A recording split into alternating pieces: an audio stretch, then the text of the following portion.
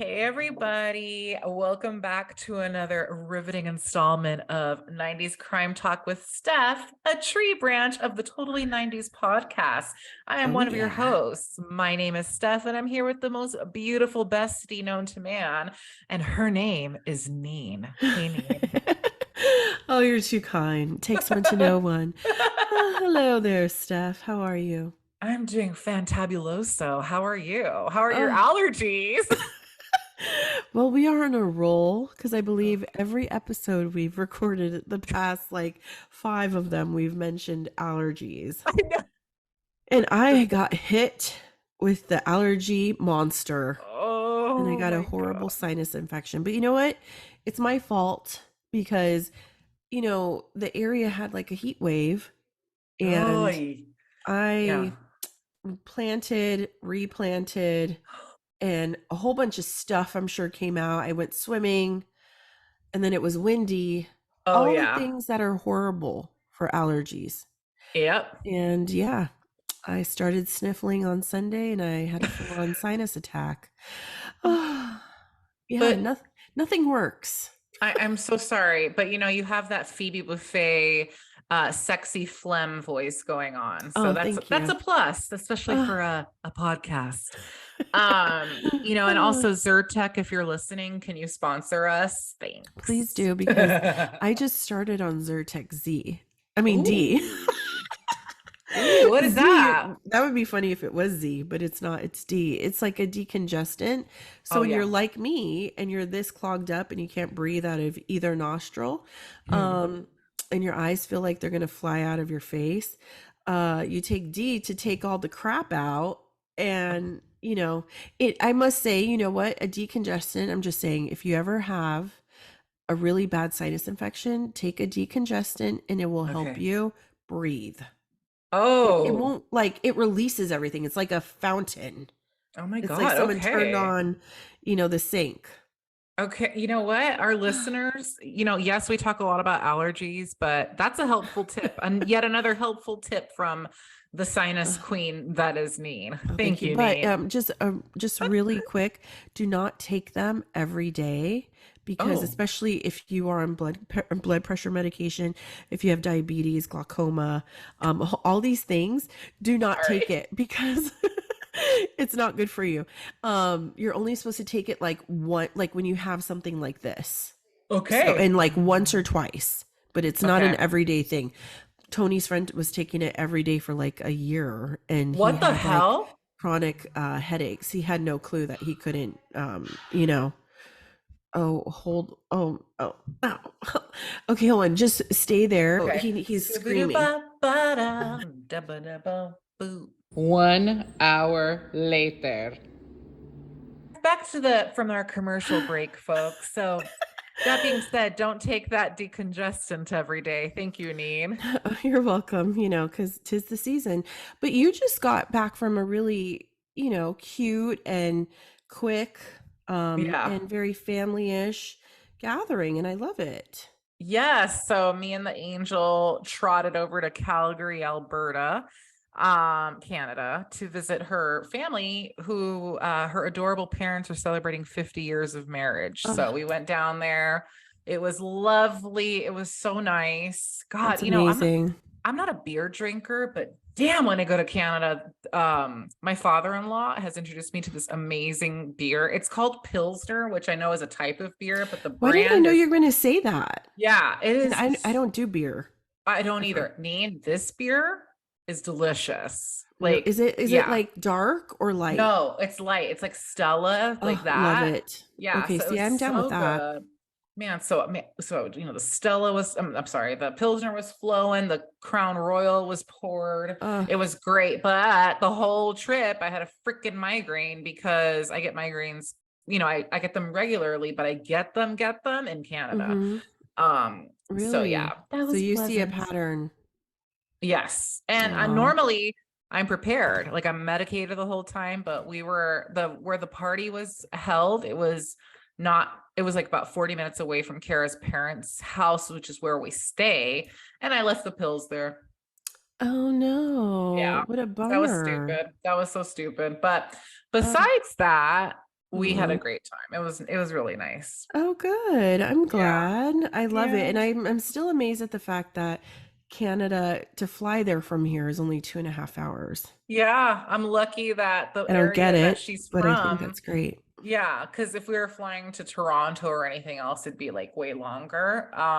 Wow. But yeah, Calgary's only 2.5 hour flight. It was great. I hate to fly, but I don't even have, I mean, once we're in the air and it stops doing this, I'm fine. Hmm. And I'm Oh, medicated. so wait, tell me real quick. So you were texting me from up in the air, in the I clouds. was, yeah. So how do you do that?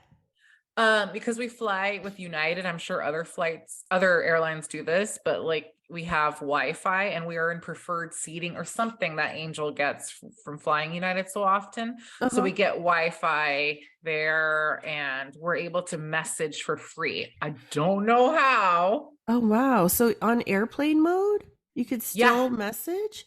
yeah. Wow. Oh, that's so interesting. I was like, are you in the air still? I'm like, I've never spoken to someone mid-flight. This is I know. insane.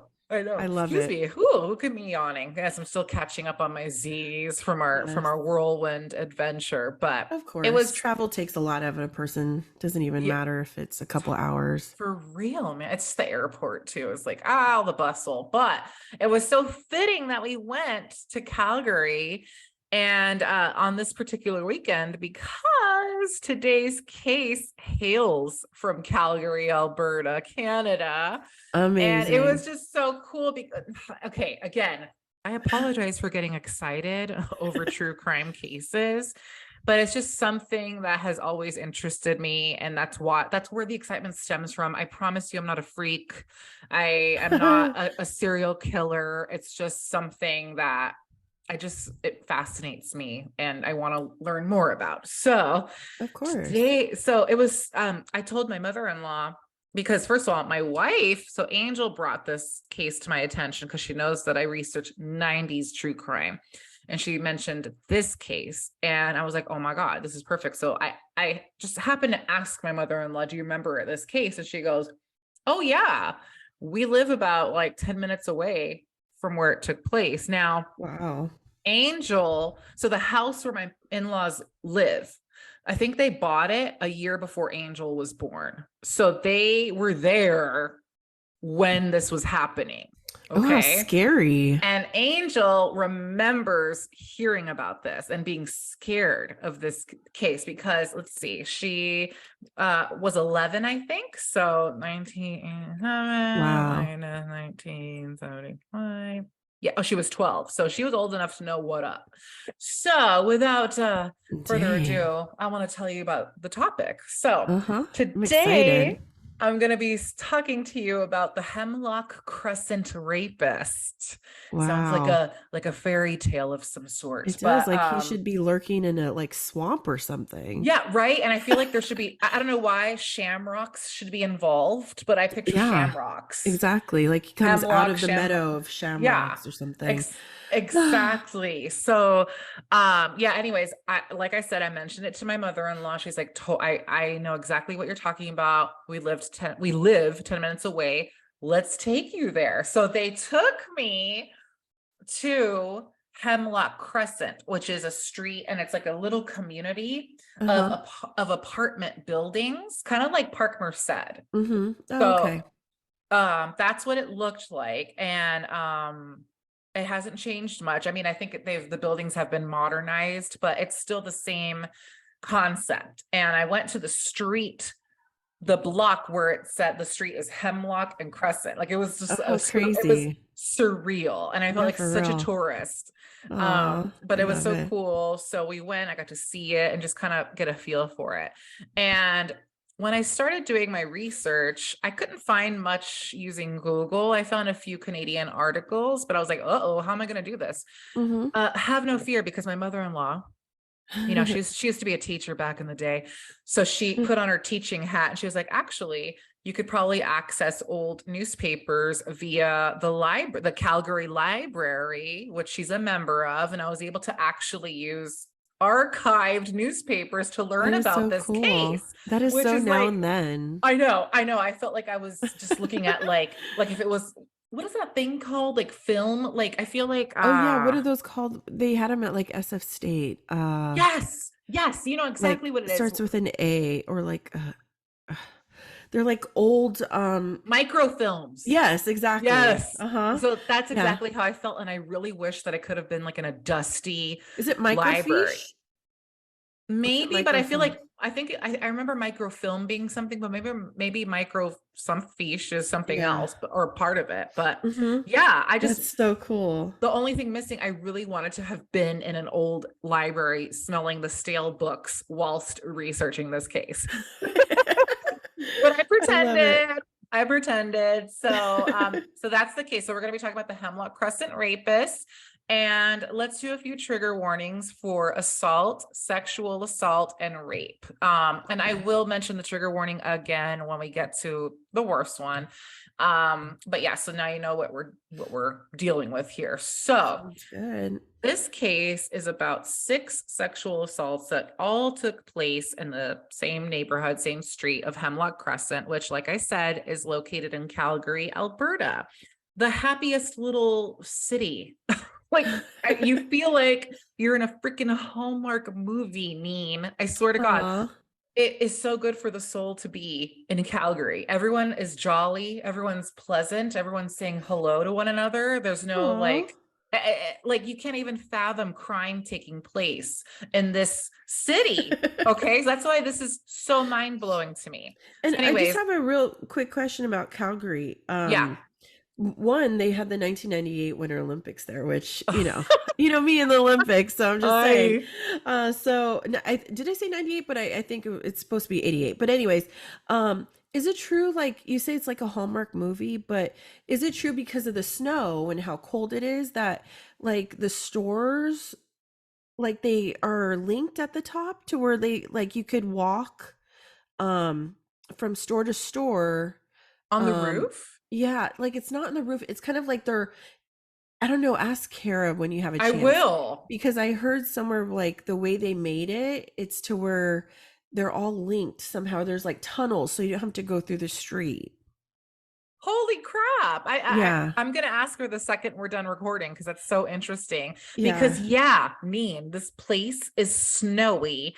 I Uh-huh. want to say 10 months out of the freaking year. Like this weekend, Wow. however, I got a tan because it was so hot. I was in heaven. It was Aw. lovely. Oh, There that's was I perfect. saw snow from a faraway distance. So that's rare. But I'll ask her Aw. about the stories. That's so cool. Yes, for sure.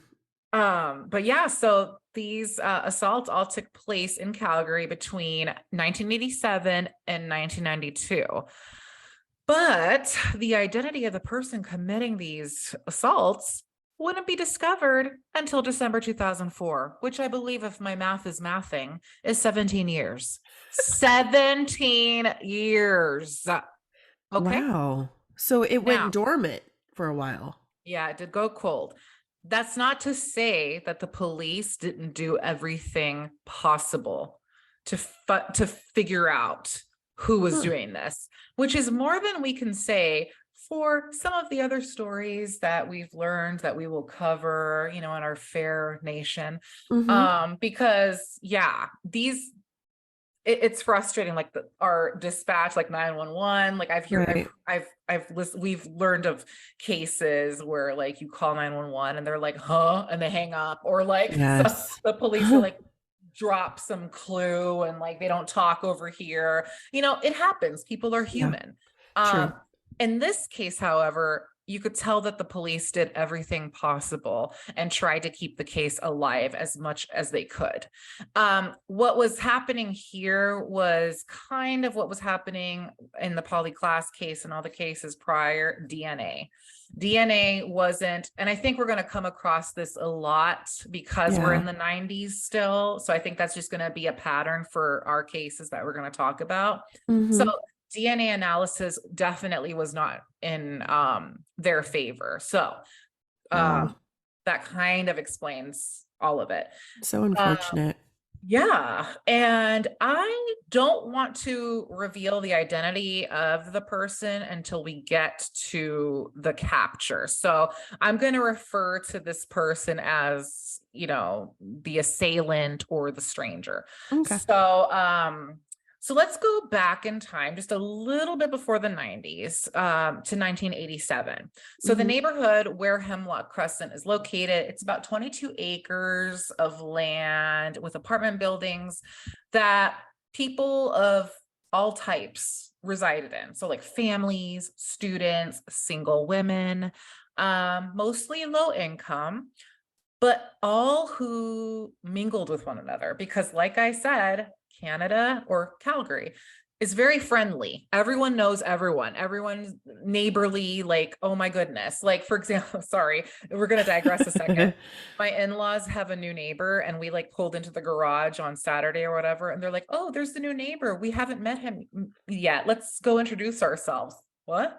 If it were me, I'd be like running in and not making eye contact. Yeah, for real. I don't know any of my neighbors. Right? Like Yeah. I know my neighbors here because I'm in the HOA, but like I don't want to.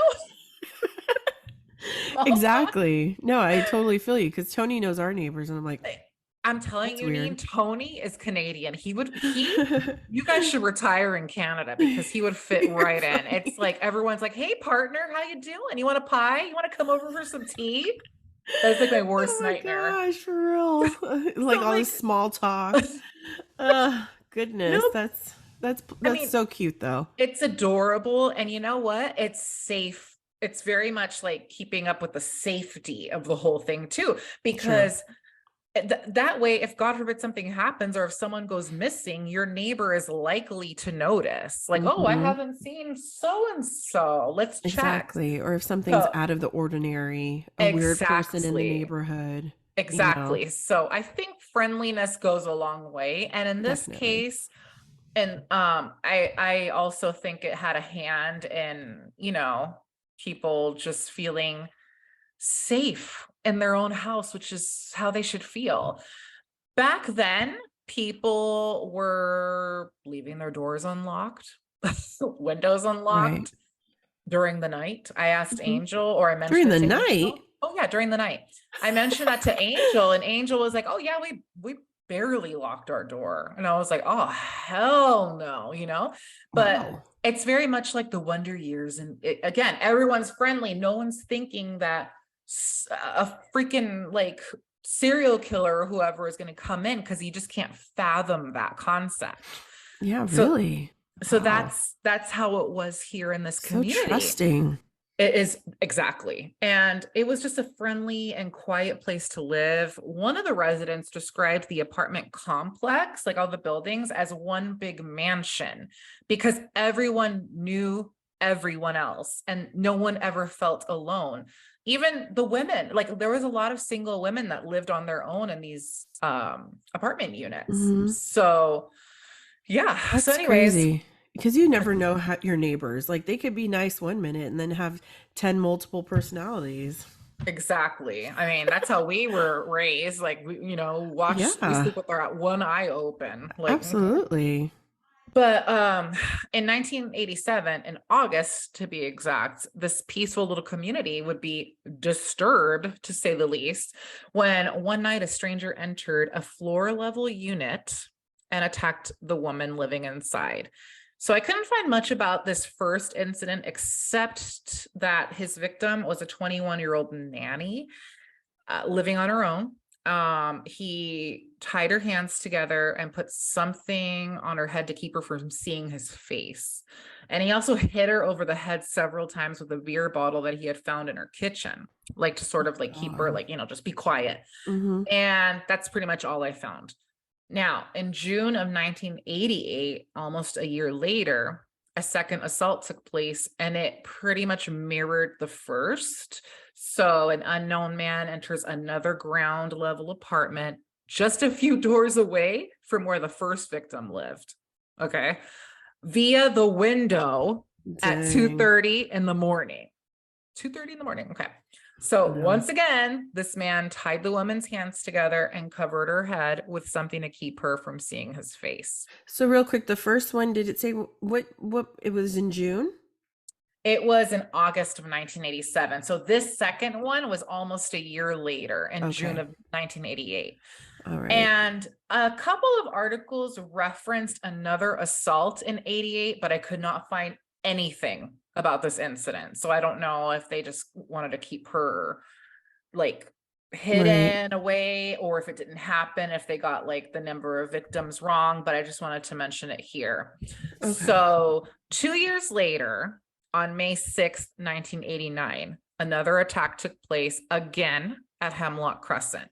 So I was able to find a little bit more about this attack because the victim was very much like in the newspaper and was not shy about speaking out. She's a badass. So the victim was a 29-year-old woman named Shannon Deneve. And she, oh God, okay, picture this. She wakes up to a strange man standing over her with his hand covering her mouth to keep her from screaming. Ooh, I just got chills. Yeah. And she did what any of us would do. She started screaming bloody murder through his hand. Okay. The man was prepared and hit her with a pipe and told her to stop screaming. So he had like this pipe with him. He came prepared. Oh my gosh. He took her hands and he bound them behind her back and covered her head with a pillowcase and one of her shirts. And she tried telling him, I can't breathe. And she's freaking out. And she also says, I think I'm bleeding. And she thought maybe it was from the blows from the pipes. She could feel herself bleeding. Right. The man was like, he threatened her and he said if she didn't shut up, he would knock her into unconsciousness. He rapes her and then disappeared. And when she was able to like free herself, she saw that she was right. She was bleeding. The pipe had hit her so hard that it had cut the side of her forehead open and she needed 12 stitches. Wow. And that poor girl, she leapt into action. So she called the cops right away. They come. And she like cooperated, they collected DNA, all this stuff. And they, checked the whole place out. And she told the police, and I think the reporters later on, that she had been aware of that prior rape that had taken place when she moved in. So she moved in a year after I think the second rape took place in 88. She knew all about it. And she did everything she could to stay safe. She kept all of the windows locked, all of the doors locked. But the police told her the type of doorknob that she had at the time could be opened by any key. Okay. So apparently, this was a thing back in the day, at least over there. Anyone in an apartment complex could get in. So let's say you locked yourself out and I lived in the building. You could just go 3 floors up. Hey, Stef, I locked myself out. No wonder people don't lock their doors. Exactly. What's the point? I told Angel that. She goes, oh yeah, those doorknobs were really like, they were a thing back then. And actually when this started to hit the news, like Kara's family like put a deadbolt and like that's when they were like, what the fuck? So like Gosh, how but scary. At this point this hadn't hit the news yet. So this is Really? like rape. This is like the third attack, right? So or one, two, or the fourth maybe, because we don't know about that other one. So anyways, but before we go on, I want to say one thing that was so inspiring about Shannon was she tried everything in her power to find her attacker. She was like, I refuse to move. I'm going to stay in my home. This is my home and I will not run away from it. She would stay up all night waiting for him to come back because she wanted to be able to identify him. She didn't see him, but she figured she could identify him by his voice. So, and I even read that she took a job at the complex's leasing office. So, all those management offices. She took a job there to see if she could identify her attacker if he happened to come in and speak. Like this woman was like dead set on it was like her trying to take her power back. But she's kind of ahead of her time because they say that a lot of times the killers sometimes come back to the location of the murder. or whatever the crime. Yeah. And clearly, hello, he kept doing it. Mm-hmm. So, anyways, Wow. she unfortunately did not find him. And this Mm. would later haunt her. So, okay, so we're May 6th, 1989, right? Okay. So now, July 21st, same year, 1989, around 1 a.m., another attack took place on Hemlock Crescent. This time, this was on a 27-year-old woman who had been sleeping peacefully with her cat, which Aw. breaks my heart. So what sucks is that she literally had just moved into this apartment. Like she was just I'm sure she had boxes still. She was only there about a month Aw. before this attack happened on her. So So sad. anyways, this asshole wakes this poor woman up out of a deep sleep by pinning her to her bed and covering her mouth with his hand again. He told her to not move, that he wasn't going to hurt her, that he just wanted to steal her radio. He takes a rag, I think he had brought it with him, shoves it in her mouth so roughly that he cut it like somehow in the process, Holy crap. and then took a pillowcase and put it over her head. Terrible, right? This whole thing was terrible, but what was worse was she was claustrophobic. Oh no. And she started hyperventilating. So she's got this rag in her mouth. She's covered with a pillowcase. It's just, I got chills thinking Yeah, about for what that must have real. felt like. He didn't care though.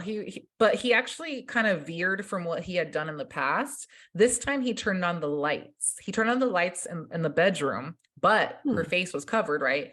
So she couldn't see him, but he also covered her with like an additional like pillowcase or a t-shirt. Mm-hmm.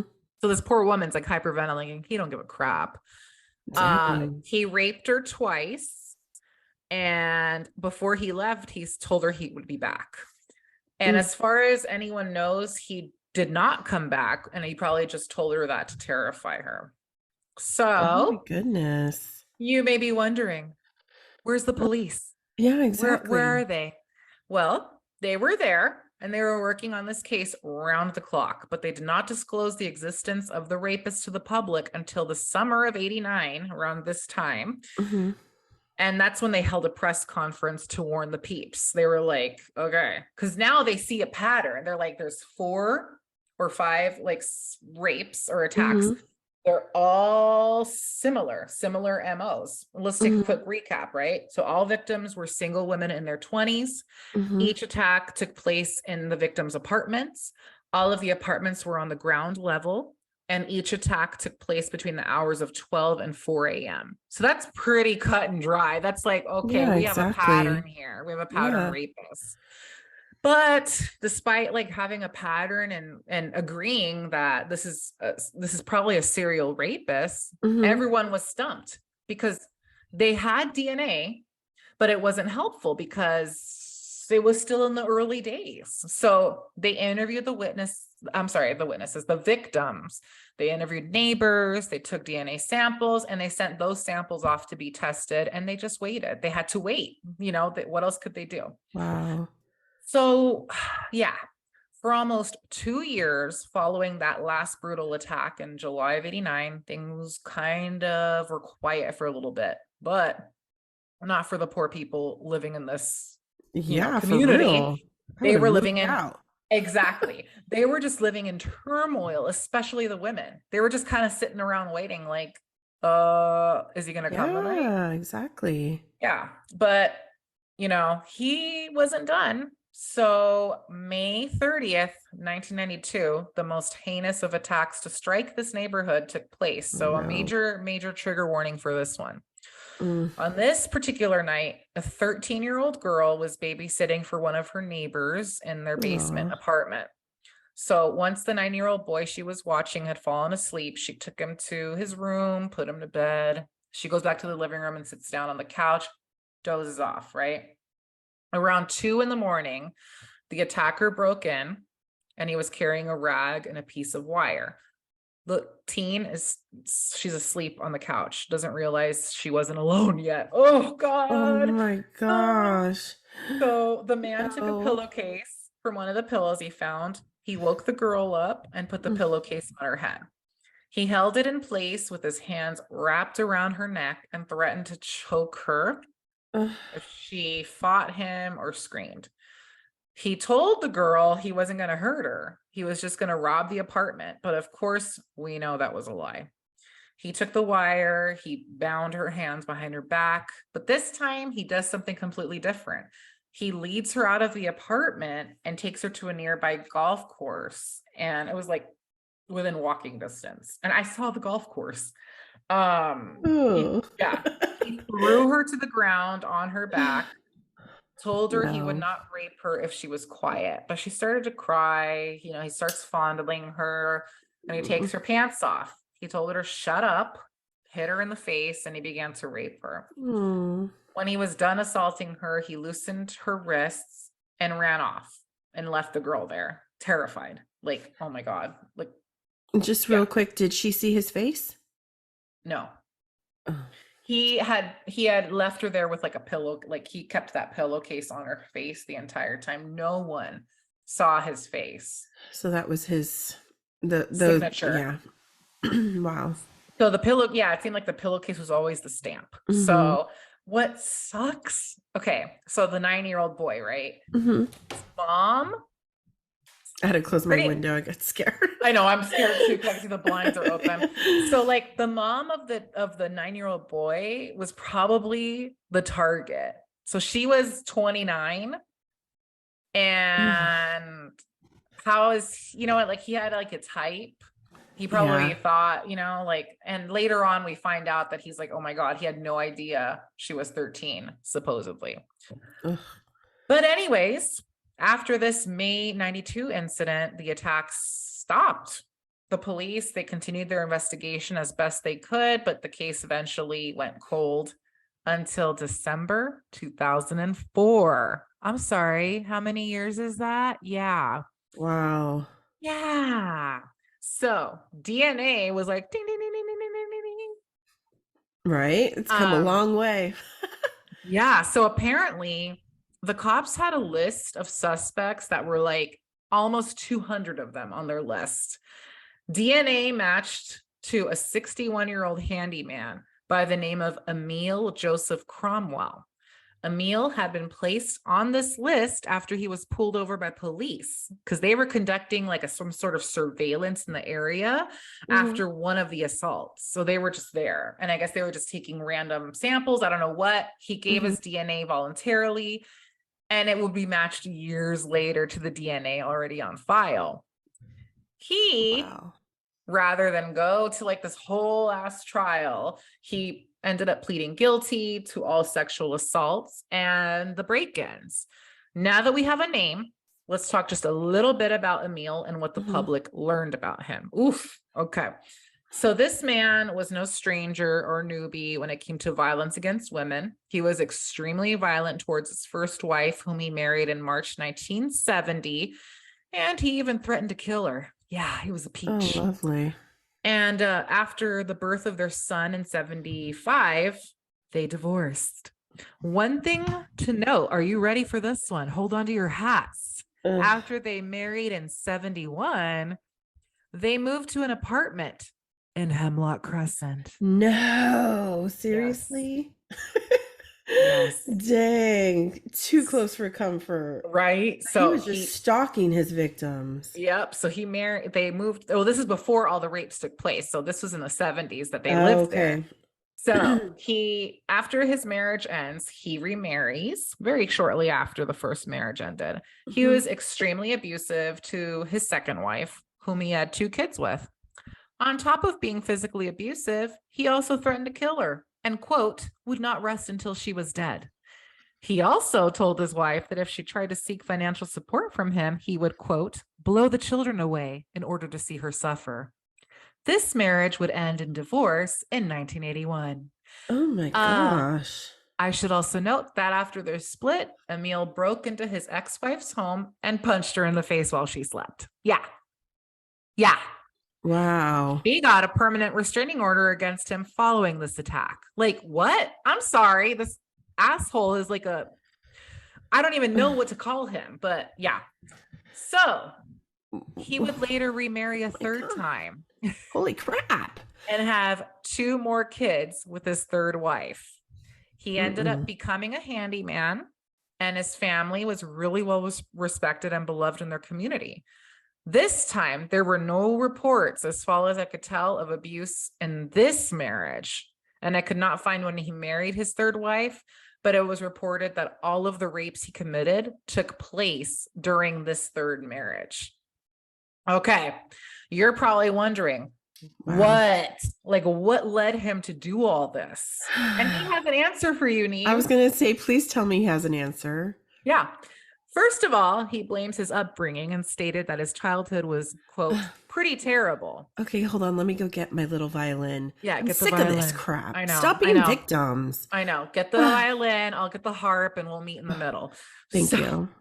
So, yeah, he blames his upbringing and stated his childhood was terrible. He was like, woe is me. My life surprise, sucks. Surprise. Yeah. He also stated that at the time that he was committing these assaults, he was suffering from depression, anger, and self-loathing. But I like that one, self-loathing. Yeah. One thing that stood out to me, I should say, about his confession was the reason why he went to Hemlock. Okay. Remember, he used to live there in the late 70s with his first wife. Right. Okay. He claims to have never gotten over the split from his wife or the fact that she took their son away from him. So he started going back to that neighborhood to walk around and clear his head. One night, he says he noticed a light on in one of the rooms in an apartment unit, and all of a sudden he got excited, wondering who was in there. And that was the night his fantasy was born. Yeah, a fantasy of breaking in and attacking unsuspecting women. Wow. Yeah, let that sink in. So he's fantasizing about this. And he took it from fantasy to reality pretty soon after that. And you want to know how he started? He would just walk up to doors and start jiggling the handle to see if it was unlocked. Oh, God. No. Oh, my gosh. This is terrifying. Yeah. And when he somehow got inside, he felt powerful. He felt invincible. Like, oh my God, like I'm in here. Let's just go for it. He claims to have felt badly after attacking his victims, especially the ones that he got violent with, like hit with a pipe and all that. But every single day that passed and a cop didn't show up at his door made him crave attacking another person. So the tipping point for him, though, when he found out that the babysitter he attacked was only 13, he claims he stopped. And you'll note that that was the last rape that took place. So I guess it affected him. Because he said at the time of the attack, he claims to not have known she was only 13. She was in 8th grade, or as the Canadians call it, grade 8. So, yeah. Wow. So maybe that like you said, that maybe that just kind of jolted him, like, whoa, what the fuck am I doing? Yeah. So when he was finally caught by police, he told them everything. He was remorseful, and he even was relieved.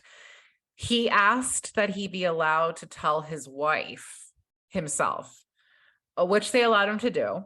And he was apparently remember those rapes back in the day? Well, that was me. Yeah. Wow. Even after all of that, okay.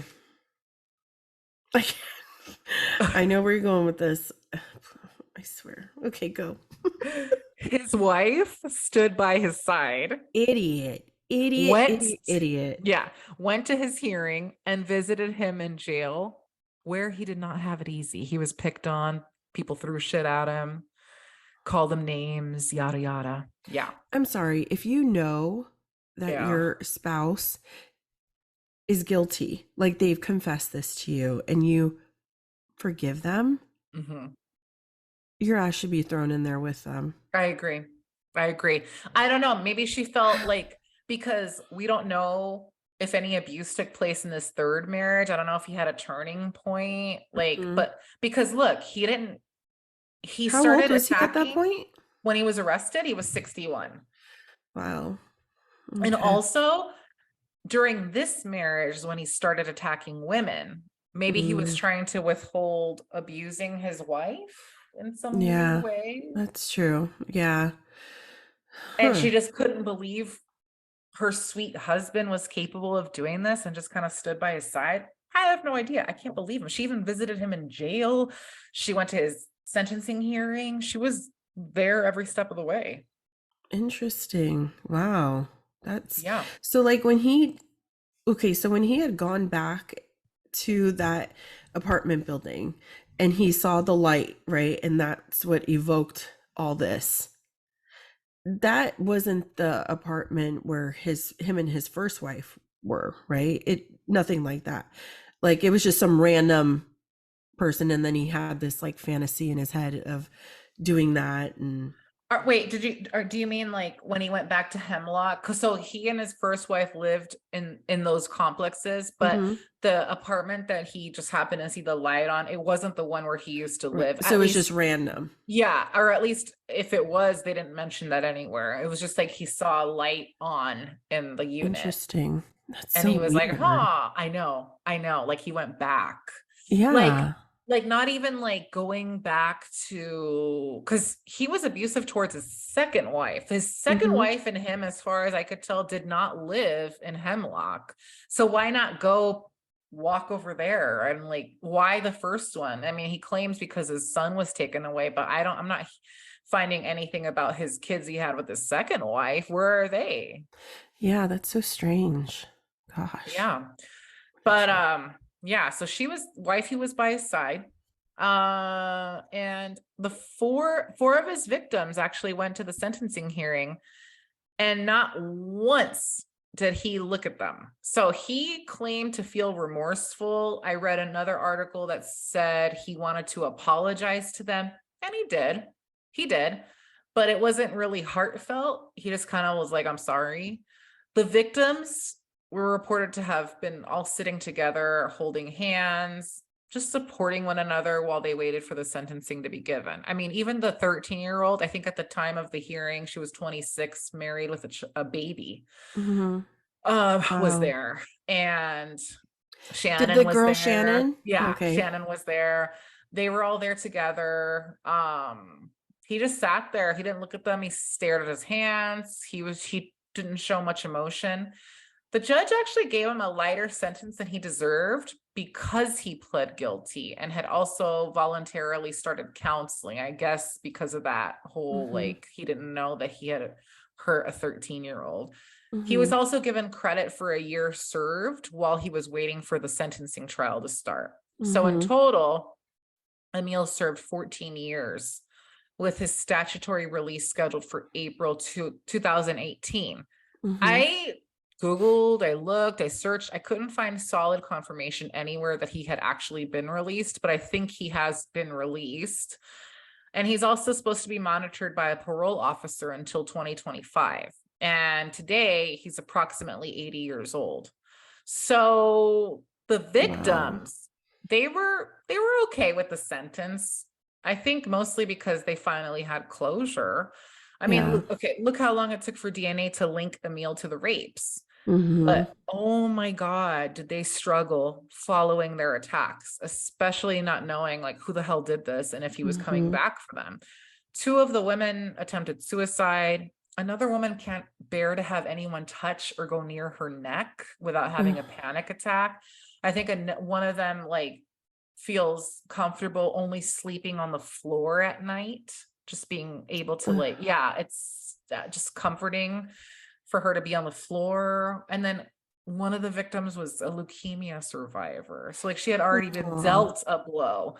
And then you know how I talked about Shannon and how she tried finding her rapist? She blamed herself when she found out about the attacks that followed hers, especially the one on the 13-year-old girl. Hmm. I cannot even, because I would probably feel the same way, even though she had Yeah, no control over it. But exactly. anyways, I mean, I guess they got closure, but I think the trauma from their experiences will truly never leave them. I mean, how can it? How can you just go on with your life? I mean, going on is a win in itself, but like, Mhm. how do you like trust a Yeah. man or anyone. I think it takes a lot of work and a lot of counseling, and it sounds like they did the work to do to get help and everything, but still Mm-hmm. I feel like rape survivors, a lot falls on their shoulders. Like it all, we should be helping them, not the other way around. Like they have to do Yeah. all the work. They have to identify their rapist. They have to give DNA. They have to do the whole rape kit. And that's so like, Oh, totally. invading. Yeah. And then they get to be like, if this had gone to trial, they would have been on the stand they had to prove that that was the man that raped. I mean, don't even get me started on when rape victims are put on stands, because I Yeah. cannot, like, No, what? exactly. And I feel like there's a thing, and I mean, because you're big deep into the crime stuff, but I also worked back in the day in the court too, where I used to hear all these random cases and work closely like with the DA's office, like providing like interpreters for them and stuff, and hearing about like witness testimonies, rape victims, and them having to go into like the victim, what is it called, witness protection. Yeah. And honestly, I don't really feel like we do enough for victims. Um, the thing is like for me, I feel like we need to protect them more, bottom line. There should be confidentiality. I Mhm. don't see why sometimes people even have to, especially when it comes to things like, you know, gangs and stuff like that. You shouldn't have to show your identity. Like there should be things where you could be like, give your testimony and be blacked out. You know what I mean? Because there's always retaliation, Yes. Thank or some you. victims don't want to see the people that did this to them. These are monsters. It's And so true. Can you imagine? Like we need to even do listening to better.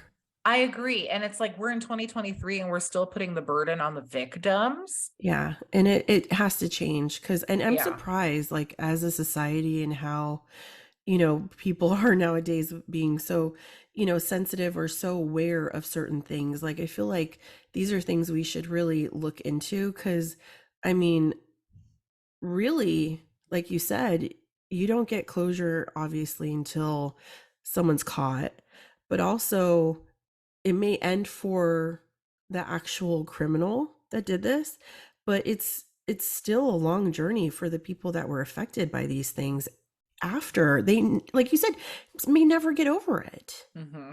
ever. I mean, and it makes sense, like that PTSD. The thing is like you're just innocently in your freaking apartment, and all of a sudden someone does this to you while you're asleep, I or just can't. out of nowhere. Yeah. I mean, hell, I got my freaking tennis shoes robbed from my my car one day. And and I felt so violated. And that was just my Yeah. tennis shoes. I But knowing know. that a stranger was in your Yes. your your car, or even your house, or wherever, it's creepy, Yeah. And I can't even imagine. I have a question though. Serial killers, like how many killings or crimes does it have to take in order for someone to be considered a serial killer? I think it's two or three, three and more, because Hmm. especially if there's a pattern, like in the area or like the manner of killing, or if there's like some sort of signature, like let's say the serial killer like strangles with a blue silk scarf Hmm. 3 times and it happens more than once. I Uh-huh. think they can call that a pattern killer or a serial killer, especially if Gotcha. it's like a couple, I think. Hmm. Wow. That is a crazy story though. That's like pretty Oh, frightening. And it's crazy that Kara was so close. I don't know what I would do. I, I would be I petrified. like growing up, me and Annie, we lived in Park Merced, and around the time the Zodiac killer was like Hmm. out and about, oot and a boot, and one of the attacks took place in Lake Merced.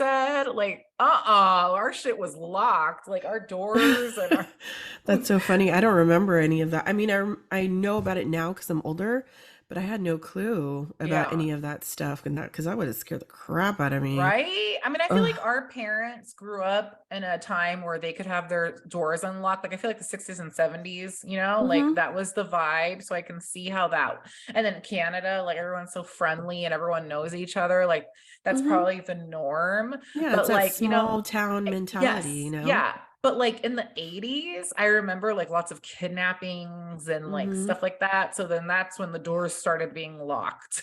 Yeah. Like, No, it's true. I mean, and it's true. Like it was just a different time. And it's yeah, like we said in the beginning of starting all these shows that we're doing now, like me and yeah, you, that the 80s were different. The 90s were different. I mean, kids actually were outside playing, and you heard about a lot more of these things back in the day. You had yeah. people on milk cartons people were missing, people were kidnapped. Like you really don't hear much about stuff like that anymore. It happens, but it's a lot more low key, you know? Exactly. Um, but it's crazy because I even remember one time when I was little, I straight up, I don't know if I ever told you, but there was a guy that came, watching, I was watching Donahue and it was around 4 o'clock. My dad was upstairs taking a nap because he had just got home from work. My mom wasn't home yet. And where I was sitting on the couch and the window was right there. So I was in clear view of the front window. And all of a sudden I'm watching Phil Donahue and I'm leaning on like the armrest of the couch and I'm looking and all of a sudden I see this shadow like in the corner of my eye of Uh-uh. like someone walking up the sidewalk up to like our doorway.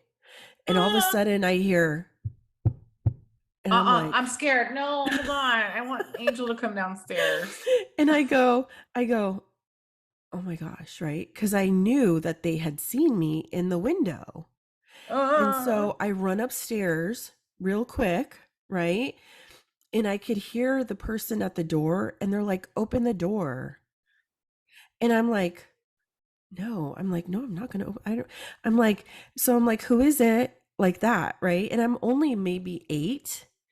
I'm like, who is it? And he's like, it's me, open up. And I'm like, I am not um, opening this door. So I run upstairs real quick. My dad's like out cold. I'm like, Dad, there's someone at the window. And he's like, huh? Or at the door. And he goes, huh? I go, please come down. And when I'm talking to my dad, trying to get him to come downstairs, you could mhm. still hear the guy, open the door. It's me, open the door, like that, but really forceful. And I'm like, oh my Uh, gosh. So my dad comes down. When he comes down, um, the guy's gone. stop. I'm The guy's so gone. And when we look out the window, you see someone running down the street. And so my dad went outside. Okay, he had his gun because he was a police officer. And he looked and he couldn't leave me in the house. So he was just like, okay, whatever. Of course, my dad was like, oh, it was probably someone, just thought that it was the wrong house or whatever. But I always think about that. And what if I did open the door? Or I'm what if s- the door was left open? yeah, he would have And just who, come in. and who knows how long he was looking at me in the Okay, window? stop, mean. I don't like this anymore. Okay. Oh God. How old were you again? 8. Okay. Okay, how about this? This is nowhere near Ugh. what you just said. And I have my hair is standing up on my arms. Ugh. When I was 6, I got a phone call and Mm. Annie will like die because we were playing Barbies. Oh no. And this shows how bright I was. The person on the other end was talking to me really like obscenely. Tell Oh me why I thought shoot. it was my uncle. I was all, uncle? Because he was like, I'm sitting here naked. What are you doing? Like talking to me really grossly. Oh my So like gosh. nowadays it's like, okay, yeah, prank caller, but he sounded like a Right. man. Like I'll Oh, how never forget that. But my creepy. dumb ass is like, uncle? Oh my gosh. And and the thing is when you're younger, you think that they could find you and they're going to Exactly. go to your house. You know?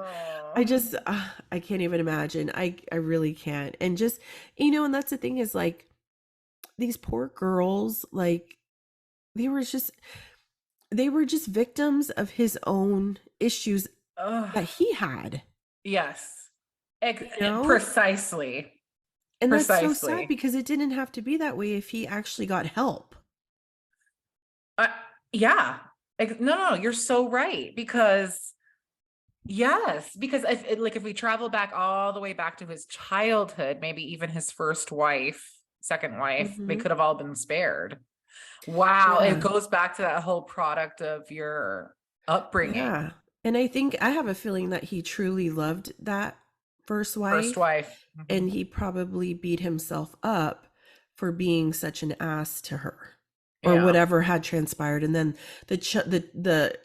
his child, or children, he had two, He what, had a child with the first, two with the second, and I think two with the so third. whatever transpired with that, it obviously probably evoked something in him and then Mhm. triggered something in him. And then from there, he couldn't forgive himself. And he probably was trying to, I don't know, like in a way, self sabotage. Like he knew what he was doing. And it shows that he feels in a way, I don't usually have remorse for people that do these kind of things, but I could kind of empathize in the way that obviously it shows that he stopped after the little girl, Yeah, I know. I know. That's what so kind of like makes me take pause. yeah. Also, I love that you just brought a whole Fridays with Neen feel to Oh. this.